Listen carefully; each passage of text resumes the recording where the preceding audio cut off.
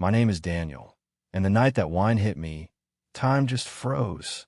I felt the liquid soak through my shirt, warm and sticky on my skin. The smell of berries and alcohol filled my nose. People around the table gasped, but nobody moved. Nobody said a word. Then came the laughter. Her laughter. "Why do you always act like such an idiot?" My wife, Vanessa, joked as she swirled the last drops of wine in her glass like she just told the best joke of the night. Her friends laughed in that nervous way people do when they don't know if they should laugh or look away. My cheeks burned, not just from the wine, but from the humiliation. It was supposed to be a simple dinner with Vanessa's friends, a night where I would be the supportive husband, the guy who smiles at the right moment, who laughs when he's supposed to. Instead, I had become the entertainment. I could feel all their eyes on me, waiting to see how I was going to react. I took a deep breath, wiped my face with a napkin, and stood up slowly, controlled, almost graceful. "Excuse me," I said in a steady voice, not letting anything else show. Then I turned around and walked out, ignoring the whispers behind me. Inside, my heart was racing, my hands were shaking, but I refused to give her the satisfaction of seeing me break. I left the restaurant and drove home alone. Vanessa didn't come after me. She was too busy enjoying her moment, playing the charming hostess, distracting her friends' uncomfortable stares with another joke. It wasn't the first time she'd humiliated me in public. At first it had been small things. Dismissing my opinions in conversations. Making sarcastic comments about my photography business, calling it just a hobby. Lately it had gotten sharper, crueler. Now she turned it into a show. I remembered the first time she made me feel that small. It was at her office party, about 3 years earlier. I was excited, talking about my dream of opening a little photography studio, something I've been imagining for years. I barely finished explaining when Vanessa laughed loudly and said, "A studio? Oh, Daniel, who would pay for your little pictures? Save that money for something useful, like a new TV." Her coworkers laughed. The sound cut through me like knives. I just stood there with my drink in my hand, feeling smaller than ever. And yet, sitting later that night in the dim light of our kitchen, I found myself asking the same question I always asked. Was it really that bad? I hated that part of me, the part that always tried to defend her, the part that said, "She didn't mean it that way. She stressed. Maybe you embarrassed her somehow." But that night felt different. Something inside me shifted. I wasn't angry yet. The anger would come later. What I felt right then was something much more dangerous: clarity. I remembered something I'd found a few days before. A strange receipt on the passenger seat of Vanessa's car. A hotel reservation for 2 people. The second name wasn't mine. My chest had tightened when I first saw it. I wanted to believe it was a mistake, a misunderstanding. I forced myself to shove it in a drawer and pretend it didn't mean what it obviously meant. But that night, covered in wine and humiliation, I knew the truth. There was another betrayal under all the others. A deeper one. I heard the front door open a little after midnight. Her footsteps moved calmly down the hallway. I pictured her blouse, slightly undone, still riding the high of the evening, expecting to find me sulking or maybe crying so she could hug me and say something like, "You know, I was just kidding, right? Don't be so sensitive. You embarrass yourself by overreacting." I'd heard every version of that speech before. But tonight, there would be no fight. No begging for an apology she didn't mean. No more second chances. She walked into the kitchen and saw me sitting at the table with my laptop open and a pen in my hand, writing something in a notebook. Her smile vanished. "What are you doing?" she asked. I looked at her, my face calm. "Making a list," I answered. She frowned. "A list of what?" I closed the notebook slowly. "Of everything you've done to me." She let out a short, awkward laugh. The confidence in her voice was already starting to crack. "Oh, come on, Daniel. Don't be dramatic." I didn't answer. Instead, I picked up my phone and opened a video. I turned the screen toward her. It was the dinner. Someone had recorded it, and now I had a copy. I watched her expression tighten while her own image played on the screen, the light reflecting on her face. Her hand grabbed the edge of the counter. Her confident posture started to fall apart. "What is this?" she asked quietly. "Exactly what it looks like," I said. On the video, you could hear her voice loud and clear, her laugh echoing, the splash of wine hitting my shirt, my calm reaction as I simply wiped my face and walked away, and the reactions of her friends, some amused, some visibly uncomfortable. Someone recorded that. Her voice sounded annoyed and surprised at the same time. Yes, and they sent it to me. I looked straight into her eyes. They thought I should have a copy. I remembered who sent it. Irene, a coworker and friend, the only person who had really seen what was happening to me. She'd watched for years how Vanessa tore me down in small ways. Irene had become my silent ally at the office, the only person who listened when I talked about how bad I felt at home. When I told her about the hotel reservation, she was the first to say, "Daniel, you deserve better. You don't have to put up with this." She was the one who filmed the dinner and sent me the video without hesitation. I saw fear flicker behind Vanessa's irritation. Vanessa lived off her image. She'd built her career on charm. She was the fun woman, the one everyone wanted to invite out for drinks. She wasn't the smartest or the hardest worker, but she always knew how to make a joke at the right time. This, however, was different. "Delete it," she said suddenly, her voice firm. "Now." I tilted my head. "Why?" "I thought it was just a joke." Her jaw tightened. She ran a hand through her hair and exhaled. "You're overreacting, Daniel. Nobody cares about something this small. It was just a joke." "Of course," I said, finishing the sentence for her. "Tell me something, Vanessa. If I had done the same thing to you, would you find it funny?" Her lips pressed into a hard line. We both knew the answer. If I had thrown a drink in her face in front of my friends and laughed while she stood there soaked, she would have stormed out. She would have called me unstable, abusive, ridiculous. But she'd spent years convincing me that her words were always jokes and my feelings were always overreactions. "Daniel, come on." She forced a laugh, but the cracks in her act were visible now. "What are you trying to do here? Punish me? You're being ridiculous." I stood up slowly, picked up my notebook, and flipped through the pages. "Do you know what this is?" I asked, tapping the paper gently. Vanessa snorted. "A diary of every time I annoyed you." "Close," I said, nodding. "It's a record. Every insult, every lie, every time you made me feel small." I held her gaze. "I've been keeping track, Vanessa. And guess what? There's a pattern." Her expression moved between mockery and irritation. "You need to stop watching those stupid self-help videos, Daniel. This is insane." "Is it insane?" I asked, stepping closer. "Was it insane when I stayed quiet and let you treat me like a prop? Was it insane when you made me feel like I should be grateful to be with you?" I saw it. The moment she realized. I wasn't just angry. I was done. Vanessa sighed and shook her head. "Okay, I get it, you're mad. So what now?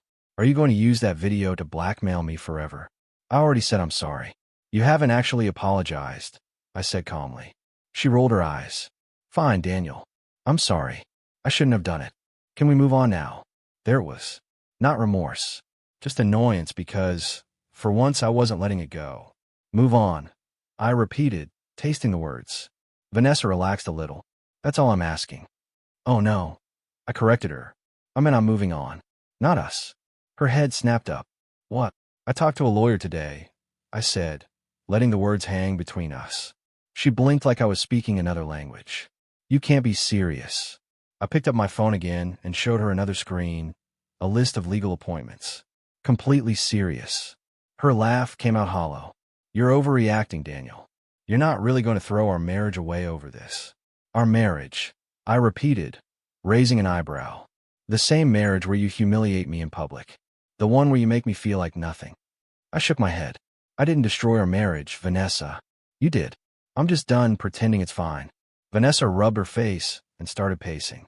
"What do you want?" she snapped, her voice sharp. "Do you want me to get on my knees and beg? Is that it?" "I don't want anything from you," I said quietly. "That's the point." She laughed again, bitter this time. "You're insane if you think you're really going through with this. You won't." I smiled slightly. "You'll see." I turned to leave, and before I walked down the hallway, I stopped. "Oh, and Vanessa," I added lightly, "I'd think twice before laughing about this with your friends. You never know who else has a copy of the video." I didn't wait for her response. For the first time in years, I didn't care what she had to say. I just left. She didn't follow. That wasn't her style. Vanessa liked to win. She liked to manipulate, to wear me down with charm, or, if necessary, guilt. She probably told herself I would cool off, that by morning I'd be apologizing for overreacting. She was wrong. I barely slept that night, but not because I was doubting my decision. For the first time in years, I felt something close to peace. My mind was still buzzing, my chest still hurt, but under all of it was certainty. I was leaving, and this time I wouldn't let her talk me out of it. The next morning when I walked into the kitchen, she was already there, leaning against the counter with a cup of coffee in her hand. She looked at me like she was waiting for something, a sorry, an invitation to talk, any sign that I was willing to play along. I gave her nothing. Eventually, she spoke first. "So, you had your big moment," she said. "Feel better now?" I breathed in slowly, forcing myself to stay calm. "I'm not having a moment, Vanessa." "Sure," she scoffed. "Still going on with this divorce nonsense, huh?" I turned to grab my own mug. I wasn't going to play her game. That was always her tactic. Turn everything into a fight she could win, push me until I exploded, and then paint me as irrational. She changed her tone. "Daniel, come on. We've been married almost 7 years. Are you really going to throw everything away over one night?" I turned back to her, my face blank. "I'm not throwing anything away, Vanessa. You did that a long time ago. I'm just finally admitting it." I watched her carefully. For the first time, I saw fear. It was brief, but it was there. "You're exaggerating," she said in a harder voice. "Do you really think anyone cares about that video?" My friends laughed. "Nobody's taking it as seriously as you are." I leaned against the counter and tilted my head. "You sure about that?" Her smile slipped. I took out my phone, searched for a moment, then handed it to her. "What's this?" she asked, frowning. "Read the comments," I said. The video, the one Irene had recorded, had been shared in their private friend group, the same place they made bets, shared inside jokes, talked about everyone behind their backs. But this time, the responses weren't what Vanessa expected. "Wow, that was rough to watch. Honestly, that didn't seem funny at all. That was cruel. Poor Daniel." I watched her eyes move across the screen, her grip tightening around the phone. "Why are you showing me this?" she spat. "Because you seem to think your friends were laughing with you," I said. Turns out not all of them were. I saw her jaw clench and her hands curl into fists. Vanessa hated looking bad. She cared more about image than anything else, about being admired. For the first time, she understood that maybe, just maybe, they were starting to see the real her. "Okay, enough," she said quietly. "You made your point. You humiliated me. Congratulations. Now delete the damn video." I took a slow sip of coffee, my heartbeat steady. No, her face darkened. "What?" "I'm not deleting it," I said. "And I'm not staying with you." She laughed, but there was no joy in it. "You think you're the only one who can play games? You want a war, fine. But don't think I'm going to sit here and let you take everything from me." There she was, the real Vanessa, the charming wife, the funny woman, the party star. That was the costume. Underneath was the person I'd always been afraid of, someone who needed control. "I helped build this life too," she said, stepping closer. "You think you can just walk away and leave me with nothing? Think again, sweetheart." I looked at her, not letting her see the small knot of fear in my chest. "You're right," I said softly. "You did build this life. So I hope you enjoy it, because when this is over, it's the only thing you'll have left." She frowned. "What the hell is that supposed to mean?" I put my mug down, grabbed my bag, and walked toward the door. Before leaving, I turned one last time. "Oh, and Vanessa," I added, "you might want to check your bank account." Then I left her there, staring, somewhere between confusion and rage. The first sign that her world was cracking came about 2 hours later. I was at a cafe, sipping a latte when my phone started vibrating. I didn't even have to look at the screen to know who it was. "What the hell did you do?" the message read. I let it sit there for a while before unlocking the phone. "Answer me, Daniel. Now." I put the phone down and smiled. I wasn't going to reply. Not yet. Let her sweat. I knew exactly what she was discovering.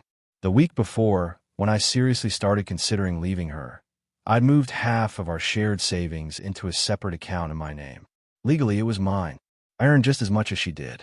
The difference was, I had been smart enough to prepare.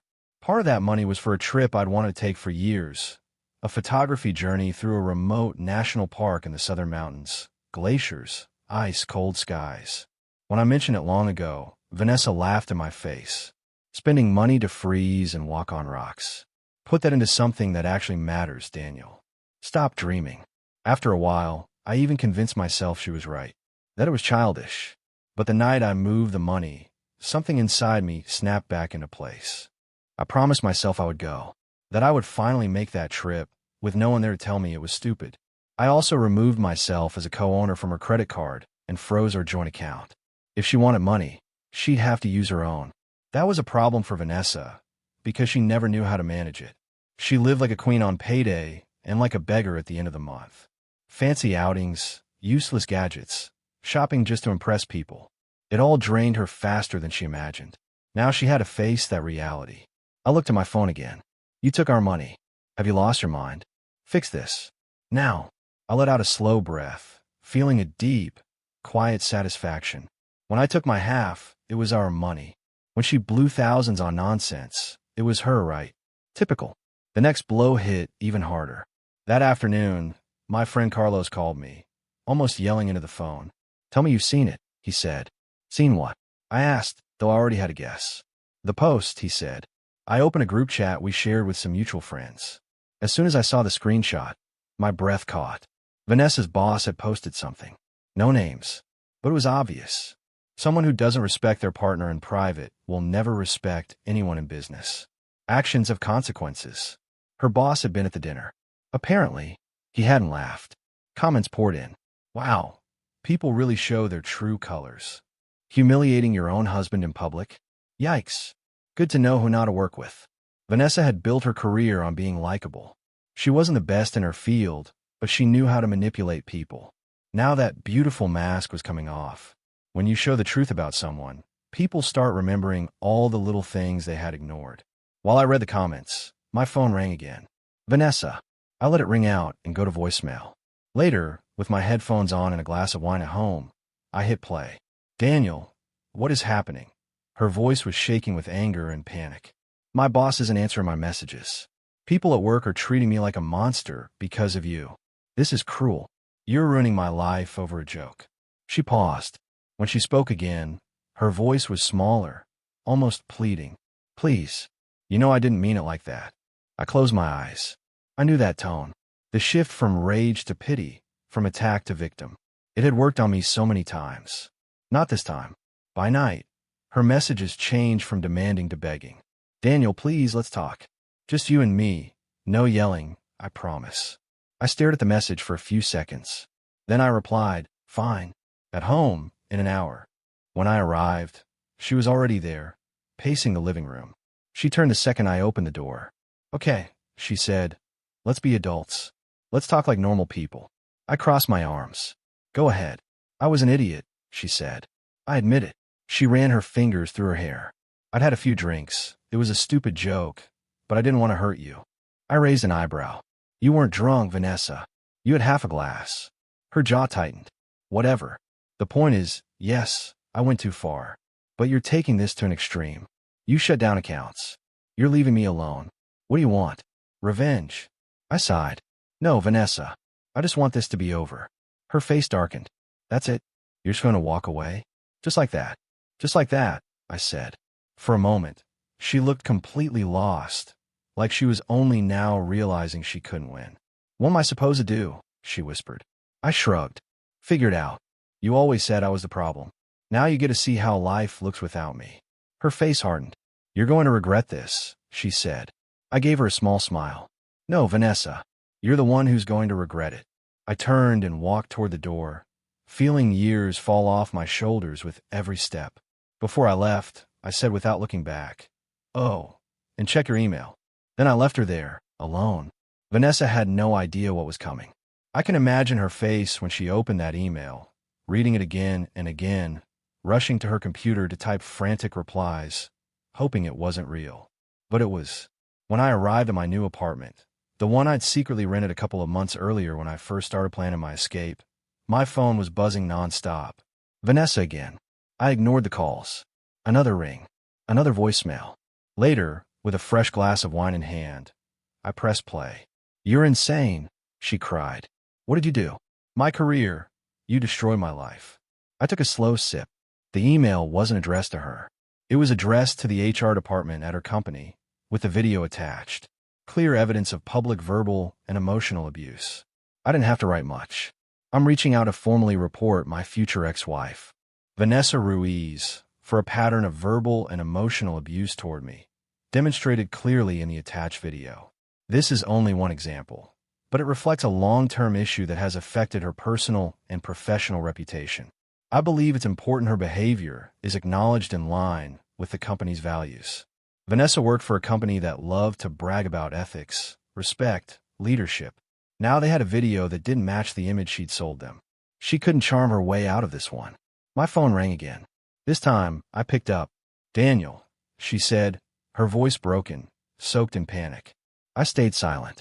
"You sent that email," she said. "Are you serious? Do you understand what you've done?" "Of course," I replied softly. "I made sure they see who you really are." "It's my career," she said, almost sobbing. I leaned back in my chair. "Funny how it suddenly matters now. When you threw wine in my face and laughed, you didn't seem worried at all." "That was different," she insisted. "No," I cut in, "it wasn't." Her breathing grew shallow. "Listen," she said, "we don't have to do this. I know you're angry, but we can fix it. Tell them it was a misunderstanding, that you exaggerated. We can make this go away." I almost laughed. Even now she believed she could twist me back into place.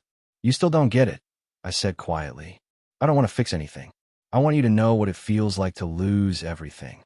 Silence. Then a whisper. "Are you really going to do this?" "I already did," I answered.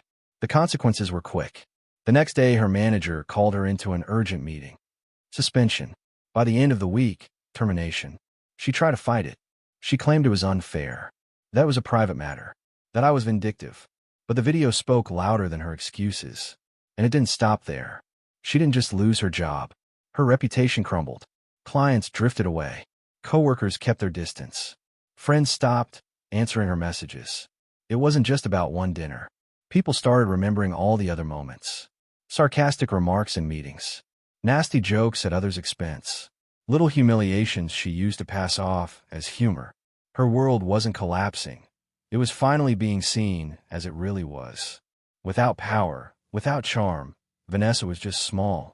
A week later, she showed up at my apartment. I almost didn't open the door, but some part of me wanted to see her one last time. When I did, I barely recognized her. Wrinkled clothes. Empty eyes. "Daniel," she said softly. "Can we talk?" I looked at her for a long moment. "Talk," I said. "As usual. You talk, I listen." She lowered her head. "I know," she murmured. "But this has gone too far." "Too far," I repeated, tilting my head. Like throwing wine in my face in front of everyone. Like laughing while I stood there humiliated. She swallowed hard. "I just need time to fix it," she whispered. "I need your help." I almost laughed. She'd always needed my help. She just never admitted it. "I thought you expected me to always be there," I said. I let out a long breath. I used to think the same thing. I gently closed the door. This time, I didn't look back. The tiny click of the lock felt like it sealed my old life away. I leaned against the door and let the silence wash over me. No manipulation. No games. No waiting for an apology that would never come. For the first time in years, I was free. I didn't need to follow her life to know what happened next. Rumors spread quickly. Her downfall was public. People who once admired her started avoiding her. She couldn't get another job in her field. Her name was stained. Too many burned bridges. She wasn't just unemployed. She was powerless. Those same friends who used to laugh at her jokes stopped replying. Whatever savings she had left disappeared fast. She tried to fight the divorce, but with everything I had gathered, messages, recordings, the video, her own lawyer eventually advised her to give up. She lost the house, the social status, and eventually, herself. Carlos texted me once. I saw her at a bar. Alone. She looked tiny. I didn't answer. I didn't care. My life, on the other hand, came back to life. The apartment wasn't temporary. It was a fresh start. I decorated it my way. Warm. Bright. No trace of Vanessa's cold, polished style. My photography business exploded. Without her constant criticism, without her voice telling me I wasn't good enough, I threw myself into it. I hired help. I expanded. I realized just how much she had held me back. People started coming to me, not to talk about Vanessa, but about what I did after. "Your story inspired me," someone wrote. "I finally left my toxic marriage because of you." That's when I understood something. My revenge had never really been about destroying Vanessa. It was about rebuilding myself. 6 months after I closed that door in her face, I saw her again. It wasn't planned. I was at an event, laughing with new contacts, talking about projects, when I noticed her at the back of the room. No perfect outfit, no confident posture, just a shadow of the woman she used to perform as. I didn't walk over. I didn't need to. But she saw me. Our eyes met. And in that moment I saw something shift inside her. Not regret for losing me, but regret for never seeing who I was. For never realizing I was the one holding everything up. For a fleeting second, I thought she would come closer. She didn't. She knew I had already won. That night, I went back to my apartment full of laughter, warmth, and quiet peace. I poured myself a glass of wine, sat by the window, and exhaled. This time, the wine wasn't on my face and shirt. It was in my hand, part of a celebration. Not of revenge, not of her downfall, but of freedom. Vanessa thought throwing wine at me was the punchline of her cruel little joke. She was wrong. It wasn't the end of my story. It was the beginning. Update 1. About a year after everything, I was in my studio reviewing some photos when my phone lit up with a call from an unknown number. Normally, I ignore those, but something told me to pick up. Daniel, a nervous voice said. It was Irene, my silent ally, the one who had filmed the video. I hadn't seen her in months. After the scandal, she stayed away to protect herself. I need to tell you something, she said, her voice shaky. Vanessa reached out to me. She offered me money to lie. She wanted me to say I manipulated you, that you were obsessed, that the whole thing was some setup. I stayed quiet. I knew Vanessa was capable of a lot, but hearing it still felt like a punch. I didn't accept, Irene continued quickly. Of course I didn't. I just thought you should know. She also threatened to leak some private photos I sent her ages ago, when I trusted her. If I didn't cooperate, I felt a strange mix of relief and anger. Even with nothing left, Vanessa was still clinging to whatever control she could find, like a shadow trying to hold onto a wall before fading away. Irene offered to go to the police with everything, with the messages, the threats, the attempt to bribe her. I smiled to myself. Thank you, I said, but I don't think that will be necessary. Vanessa is already digging her own grave. When I hung up, I felt lighter than ever. For the first time, I knew the web she had spent years weaving was finally falling apart completely. Update 2. A few weeks ago, I received a strange email. I almost marked it as spam, but the subject line caught my eye. Hello, Daniel. My name is Marco. I opened it. I'm the man who had a hotel reservation with Vanessa about a year ago. I froze. Then I kept reading. I wanted to apologize. I had no idea she was married. I only found out when everything blew up publicly. My life fell apart too. I lost my job. Friends distanced themselves. All because I trusted someone who seemed charming and honest. I just wanted you to know that I'm deeply sorry for being part of that betrayal, even if I didn't know at the time. Your story inspired me to start over and to apologize to the people I hurt along the way. I stared at the screen. I didn't feel anger, not even sadness, just pity. Vanessa hadn't only damaged me. She had dragged down everyone who came too close to her. I decided not to reply. Marco would have to build his own new life, just like I did. That same day, I finally booked my long-dreamed trip to the far southern mountains, the one I'd always postponed. This time, no shadow would be coming with me. No one to laugh at my dreams. Just me, my camera, the cold air, and the sound of snow under my boots. Now I want to ask you something. If you were in my place, would you have exposed everything like I did, or would you have stayed quiet and walked away in silence? If you enjoy long, detailed stories about betrayal, unexpected turns, and endings nobody sees coming, don't forget to like this video, leave a comment telling me what you would have done, subscribe to the channel, and turn on the notification bell, because there are many more stories on the way.